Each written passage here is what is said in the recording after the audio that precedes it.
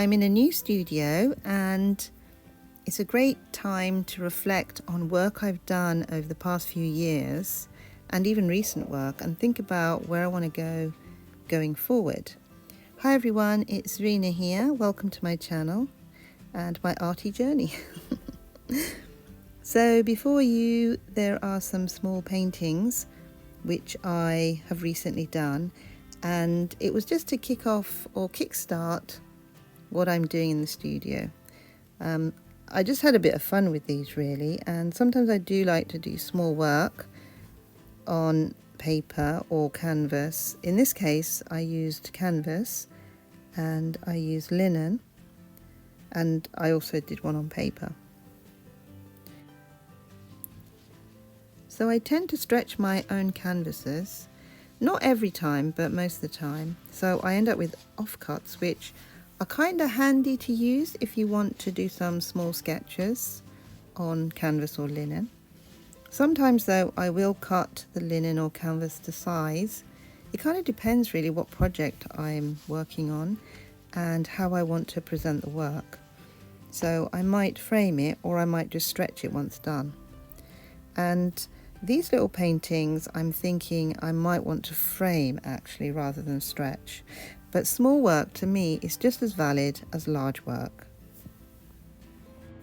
Thinking about inspirations, mine come from the everyday. So the everyday out and about, living, working, journeying. And that includes leisure, it includes work. So I'm kind of inspired by all kinds of structures where nature meets structure, people meet nature, etc., etc. When I paint, I don't really paint on one painting. I paint on several at the same time, and this is the same for larger paintings and for smaller paintings. So these are smaller paintings, but I didn't do one, I did a whole bunch, and I like to lay them out like this to see what they look like together and how they work, and if any of them need any extra work on them, to be honest. So going back to inspiration, I think the last painting here, the A4, is inspired by a bluebell wood or tree structures. Now in this clip, the tree structures are not a bluebell wood, of course, but I think sometimes the colours will migrate into a painting. So these paintings were painted using a few different techniques. I used things like a credit card for layering the paint and for also scraping and creating marks. But I used other things like a palette knife and brushes. Sometimes I'll use natural things like twigs and leaves and things like that. You know, anything to get a mark onto the painting that I feel takes the painting somewhere. But I also layer the paint, so I'll pop on a layer of paint, maybe a couple of colours even, and I might work into that and then let it dry and then paint over some of those areas. So this, I mean, I don't always paint in this way, but this is one way of painting, and these sketches were built up in that way. And the fun thing about working this way is that when you take away layers and reveal the underneath, you get some nice unexpected things happen which really make the painting interesting, in my mind anyway. And I like this way of painting for that very reason.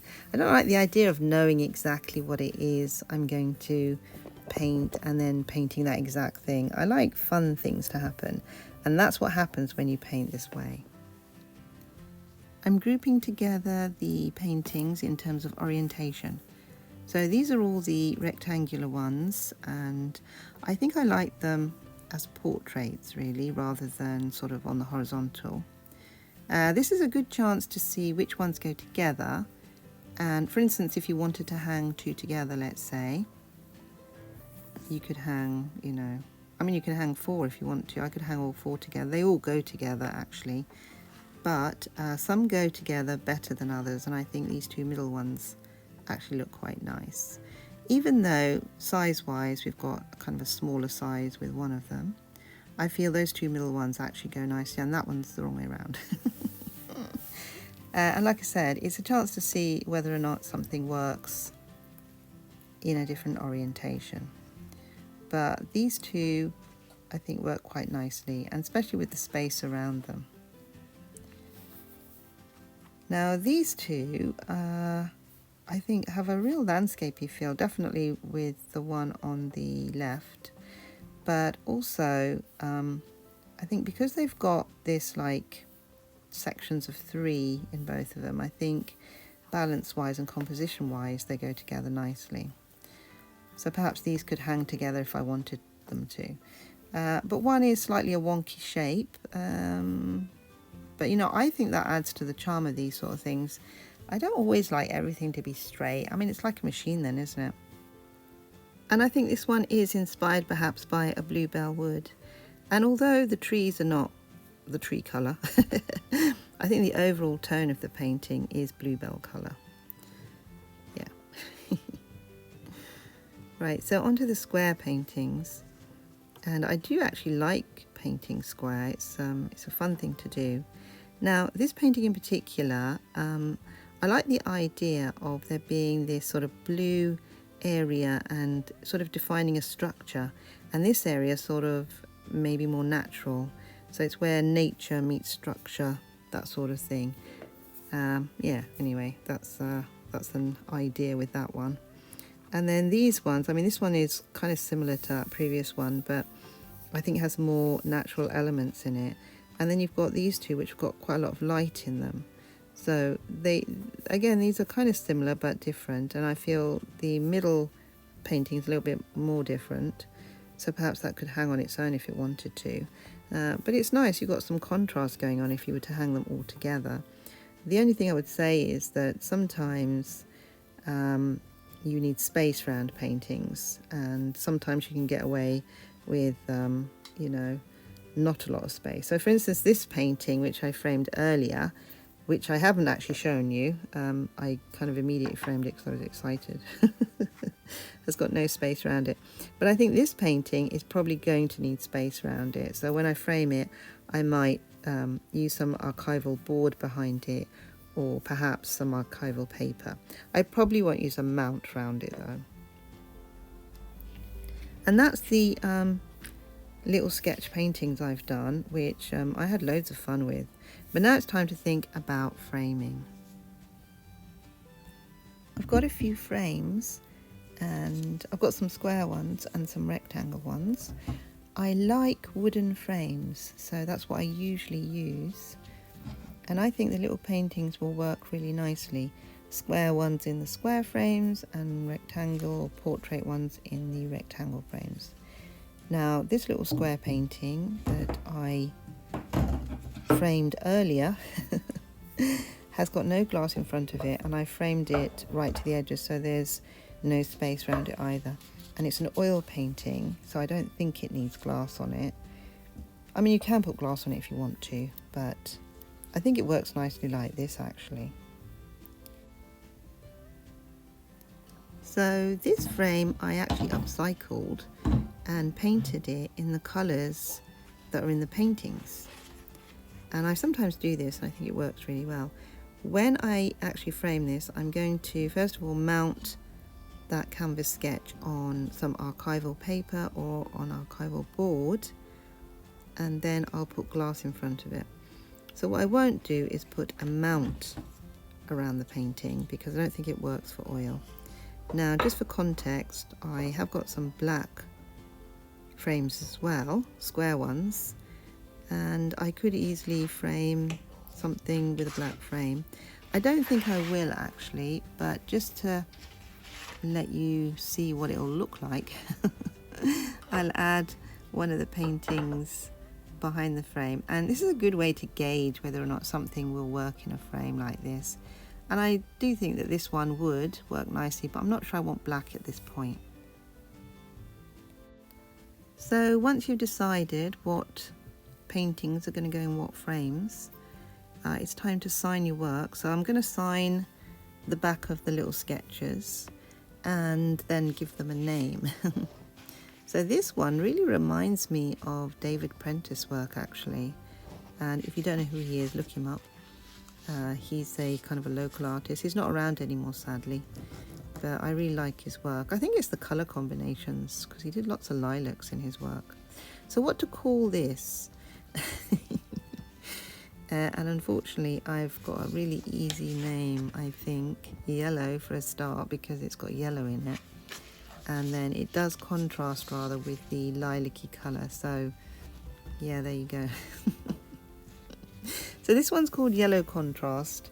And I think you could probably come up with a better name for it. But, you know, I don't want to call it Untitled, because it just does give no context whatsoever, although I have called paintings Untitled in the past. Now, it's something you can easily do. If you can't think of a title, you can name it Untitled until you think of a title. But I think once I've framed this and I've got glass in front of it, I don't want to take it out again and rename it. So this painting I've decided to call Mustard Field, because of the yellowy colour we've got in the painting, and again inspired by landscape. And this one I think goes with that A4 painting, so it's going to be another bluebell wood, but perhaps tree in a bluebell wood maybe. I like the pink in the background in this one as well.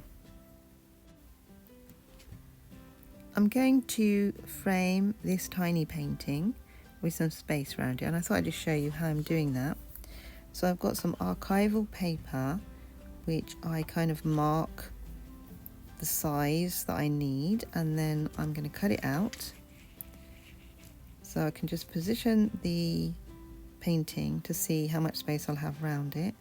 And if I'm happy with that, that's what I'll do. I'll just frame it, and I can decide on orientation here, which way up I want it, that is. So with abstract work, sometimes it works better one way up than the other way up, but it's often a personal perspective as well. So that's something to think about. And I've decided to frame it this way up, but I can easily turn it around if I want to. That's the great thing about abstract painting. So I'm just testing out, you know, the hanging of the painting. So when you curate and hang work and you exhibit work, then you kind of want to hang it or exhibit it in a certain way. And it's nice to just mess around seeing what works together. And I think these combinations work nicely.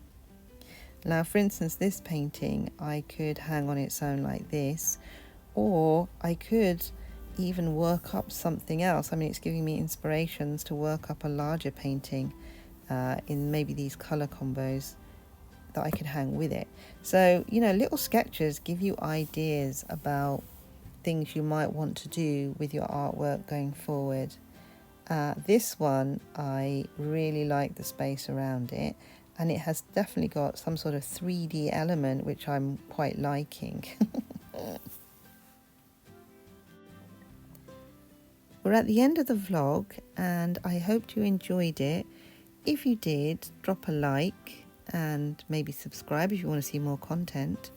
I enjoyed making this vlog, you know, doing the filming, but I did enjoy the painting quite a bit more, I would say. But you know, a chance to review and go over what I've done was quite nice, and I think vlogs allow that. If you're interested in seeing any more of my work, go to my website, and there are links down below if you want any available work. Anyway, bye for now, and I'll see you next time.